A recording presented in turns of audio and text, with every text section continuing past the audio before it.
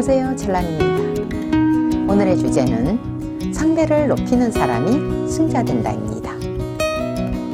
비경술의 비란 띄우다, 즉 칭찬하다는 뜻입니다. 겸은 입을 다물게 한다는 뜻입니다. 즉 상대를 칭찬하여 상대를 제압한다는 뜻입니다. 교국자의 내용을 얘기하다 보면 어쩔 수 없이 우리 일반인의 정서와는 맞지 않는 부분이 있습니다. 전략, 전술서이기 때문입니다. 특히 비겸술은 맹자 등의 유가 비판을 많이 받아왔다고 전해집니다.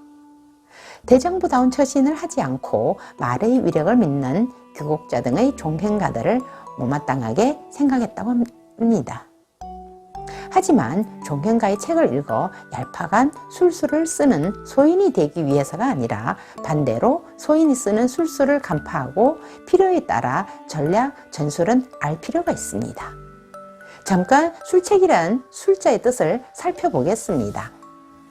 단일행과 약용어로 쓰이는 삽주 뿌리가 결합한 글자인데 사람이 살아가는 방법, 기술, 꾀라는 뜻입니다. 모략의 모 역시 꾀나 계책이라는 뜻입니다. 세상을 살아가면서 군자가 되도록 노력해야 하지만 살아가는데 필요되는 꾀나 계책도 있어야 하는 것은 부인할 수 없는 현실입니다. 전략, 전술이 없으면 큰 일을 도모할 수 없고 성공할 수 없기 때문입니다. 생존하는데 모든 분야의 게임에서 전략, 전술이 앞서는 사람이 이길 수밖에 없습니다. 비겸술의 핵심은 상대를 높여서 상대를 제압한다 또는 상대를 높여서 상대를 이긴다입니다. 특히 남성 세계에서는 자신을 높여서 상대를 제압한다는 고정관념이 있었습니다. 일부 사람들은 나이도 올리고 학력도 높이고 경력도 부풀리고 신분도 높이고 권위도 높이면서 상대의 우위에 서려 무진장 기다툼하였던 적도 있었습니다. 요즘 젊은 층에서는 많이 변하여 허세 부리는 경향이 줄어들었습니다. 서로 같은 방식이다 보니 저마다 내려가지 않으려 자존심 다투고 기다툼으로 쓸데없이 시간, 에너지 낭비하고 트러블이 생겼습니다. 그러나 그런 방식의 기다툼은 비겸술에서 말하는 것과는 정반대입니다. 교국자가 비겸술에서 말하는 상대를 높여 상대를 이기는 방법은 어떤 것이 있는지 알아보겠습니다. 첫째, 고수는 내가 높은 지위에 있으면 상대를 겸손하게 대해서 상대의 마음을 얻는다입니다.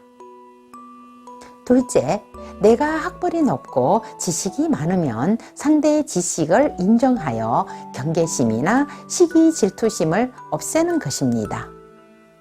셋째, 내가 부유하면 부유함을 자랑하고 과시하고 상대를 무시하여 상대에게 비참함을 맛보게 하는 것이 아닙니다. 오히려 상대가 부유해 줄 수 있음을 알게 해서 거리감을 줄이고 상대의 박탈감을 줄여 상대를 내 편으로 만드는 것입니다. 비겸술의 내용과 아주 잘 맞게 처신하는 연예인이 있습니다. 오래도록 인기가 많은 유재석이 대표적인 인물입니다. 그는 오랜 시간 정상에 있으며 인기가 아주 높은데도 불구하고 늘 한결같은 마음과 태도로 대중들의 사랑을 독차지하고 있습니다. 그 비결은 바로 비겸술에서 말한 대로 상대를 높이고 자신을 낮추는 겸손한 자세 때문입니다. 자신의 권위를 높이면서 상대와 거리를 만드는 것이 아니라 늘 대중들과 같은 모습으로 대중들과 거리를 없애버려 대중들은 그를 친근하게 여깁니다. 송혜 선생님도 대중과의 거리감을 없애고 대중들이 친근하게 다가오게 만드는 대표적 연예인입니다. 그는 심지어 대중들 속으로 들어가기 위해서 대중 목욕탕을 항상 이용하며 현지 대중들과 대화를 많이 해 소통하는 것으로 유명합니다. 정치인들은 전략, 전술이 몸에 배인 직업분단으로 비겸술을 늘 쓰고 있습니다. 그러나 정치인들의 비겸술은 잘 먹히지 않는 특징이 있습니다. 그것은 지나치게 계산적이고 인위적이기 때문입니다.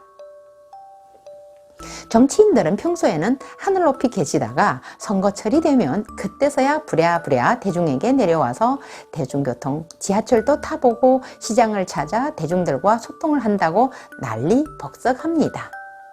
자신들도 대중과 다름없다며 낮은 자세로 어묵도 사먹고 시장의 물건도 검은 비닐봉지에 담아 들고 다니면서 홍보를 합니다. 그러나 별 의미가 없는 경우가 많습니다.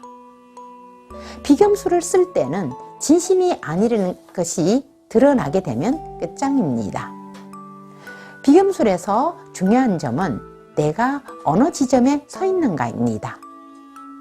비경수를 쓸 때 크게 두 가지 면을 잘 살펴야 한다고 합니다. 첫째, 어떤 방면에서 자신보다 못한 사람이 있다면 그를 높여 긍지를 심어주고 자격지심을 느끼지 않게 하는 것입니다. 둘째, 어떤 면에서 자신보다 더 나은 사람은 그 점을 인정해서 상대를 높여주고 마음의 벽을 없애는 것입니다. 규곡자의 비경술도 잘 쓰면 득이 되고 잘못 쓰면 독이 될 수 있습니다. 다른 사람을 속이려는 마음 또는 자신의 이익을 취하기 위해 목적 또는 자리를 얻기 위한 술수는 당장 이깁니다. 그러나 나중에 신뢰를 잃게 되는 부작용이 있습니다. 술수를 너무 부리면 덕이 없어 사람들은 멀리하게 됩니다. 그러나 상대의 자긍심과 자신감을 심어주고 위축된 마음을 세워주게끔 하는 비금수를 잘 쓰면 좋은 점이 있습니다. 대표적인 인물이 정신과 심리 전문가 원영 박사입니다. 그는 어린이들의 마음을 잘 살피는 마술사에 가깝습니다. 위축되고 긴장되고 불안하고 난폭해진 마음이 아픈 여린 아이들과 대화만 하면 바로 통합니다. 그런 그의 주특기가 바로 규곡자의 비검술에 부합되는 것입니다. 사람을 띄워주고 칭찬하고 격려하고 마음을 잘 헤아려 마음을 잘 어루만지면서 심리치료를 하는 것이죠. 속담에 칭찬은 고래도 춤추게 한다고 합니다. 물론 칭찬도 근거가 있어야 하고 적절해야 합니다.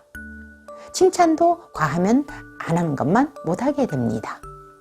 진심을 다해 상대를 띄워주어 칭찬하고 격려하여 마음의 거리를 줄이고 마음의 벽을 없애 소통을 잘하고 상대의 마음을 열고 상대의 마음을 얻었다면 진정한 승자입니다. 네, 오늘의 주제도 여기까지 얘기하고요. 다음 시간 또 만나요.